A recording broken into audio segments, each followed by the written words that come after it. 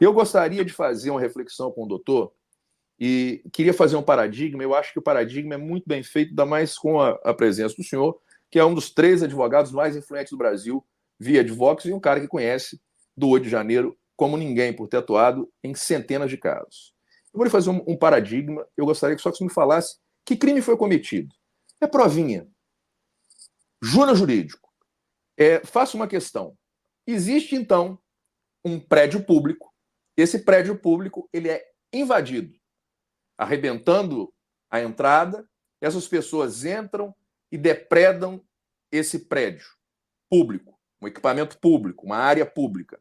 O que é isso, doutor? Qual crime é cometido aí? Vamos lá, o que acontece? Teria ali somente ou tão somente a questão do crime de invasão para aqueles que adentraram. Mas há de se ressaltar que, quando muitos dos manifestantes chegaram lá, as Não, mas portas peraí, estavam doutor. abertas. Peraí, doutor. A pergunta é objetiva. Pergunta objetiva. Qual crime foi cometido nesse exemplo que eu dei agora? Crime de invasão e dano ao patrimônio. Não é isso? Crime de invasão e dano ao patrimônio. Até o momento que você falou, foi isso. Então, porque esse exemplo que eu estou te dando é de uma fazenda da Embrapa, invadida pelo MST. Eu não estou falando do 8 de janeiro agora. Olha só como é que a nossa balança pende hoje de justiça, aonde eu tenho, inclusive, um vídeo colocado no meu Instagram, no @Evandro P. Moreira, que o senhor vai ver lá depois, e o senhor já conhece desse vídeo, é o que é? Alexandre de Moraes se dizendo comunista. Aonde o ministro Fachin pega o microfone e diz, eu sou comunista. Aonde um outro douto juiz, o senhor Flávio Dino, fala, somos todos comunistas. Peraí, aonde está a imparcialidade? Aonde está a imparcialidade? Se pende para um lado, justiça não será feita, doutor. Me ajuda aí. É aquilo que Rui Barbosa diz, Evandro. Aos ministros da Suprema Corte, são os únicos que têm a prerrogativa de errar por último, porque não há como reverter essas decisões. Então, assim, eu penso que aos ministros do Supremo, toda decisão ela é muito mais séria do que um juiz de primeira instância, do que um desembargador de segunda instância, do que até mesmo um ministro do Superior Tribunal de Justiça. Então, na dúvida, o que deveria prevalecer é o indúbio pro réu. Se para algumas pessoas como MST e outros que invadiram aí o Congresso Nacional no passado, chegaram a tacar fogo no Ministério, chegaram a ter muito mais agressividade contra os policiais. Houveram policiais que foram internados, por exemplo, em manifestações aqui em Brasília do MST, foram internados na UTI, se eu não me engano, 7 policiais. E essas pessoas que praticaram esses atos estão em casa hoje, né?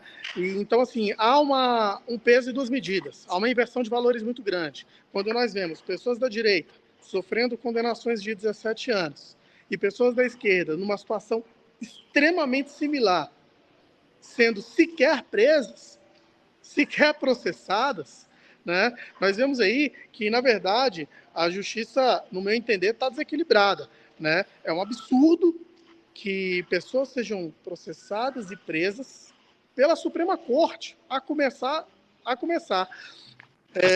Imagine, a última instância realizando abertura de inquérito contra Não, pessoas...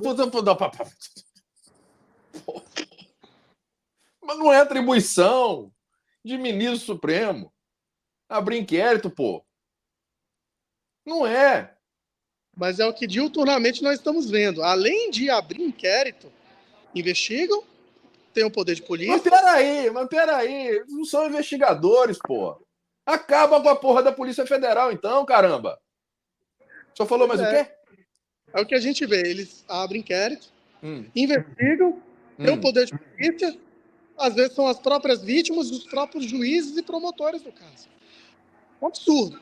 E não tem para quem recorrer, vai recorrer para eles mesmo. Então, assim, por isso que eu digo, Evandro, que a decisão do Supremo, ela tem que ser muito séria. Ela tem que ser levada muito séria. Não é possível que, em situações similares, pessoas que responderam o processo, que fizeram invasões de prédios públicos lá no passado e tudo mais. Agora você vê, o que a gente vê o judiciário, no meu entender, há uma perseguição clara, evidente, cristalina, uma perseguição política, não é uma condenação jurídica. Não foi feito dentro da legislação brasileira. Pessoas estão sendo condenadas sem direito de defesa, sem direito ao devido processo legal, sem os advogados terem aquilo que fala no Estatuto da Advocacia, o direito de sustentar oralmente, de falar com os ministros. Eles não permitem que nós venhamos sustentar oralmente de forma presencial. Eles não permitem que as prerrogativas dos advogados... Ô, AB, cadê você, o AB? O AB tão atuante, tão nobre, em momentos importantes da nossa vida republicana e democrática brasileira, sempre com papel de destaque. O silêncio de Vossas Excelências, porque aí vamos chamá-los de Vossas Excelências, aqueles que têm cargos diretivos dentro da Ordem dos Advogados do Brasil, tanto na OAB Federal e nas OAB seccionais regionais de seus estados e no Distrito Federal, seu silêncio é muito estranho, nos causa espécie. Eu fico muito, mas muito chateado de não ver a OAB atuante nesses momentos. Eu tenho um caso que eu separei, Júnior, que eu gostaria do seu comentário. Um catador de recicláveis, você deve conhecer esse caso. Autista. Estava ali catando a latinha. Pô, tem um show de rock and roll, o cara tá ali catando... Juntou um monte de gente que tá ali catando latinha. Esse cara não participou da manifestação, ele estava ali catando latinha, ficou 7 meses preso. Por que não houve a individualização da conduta do ato criminoso que esse cara cometeu? Por que não teve uma audiência, que é a audiência que nós temos em até 24 horas após a prisão, nós temos audiência de custódia. Cadê essa audiência? Por que ela não foi realizada? Por que não teve individualização do crime cometido por esse pobre coitado? Ele é um pobre coitado. Gosta-se muito de falar o autista, a criança, vamos defender. Cadê o Supremo Tribunal Federal que não defendeu um autista?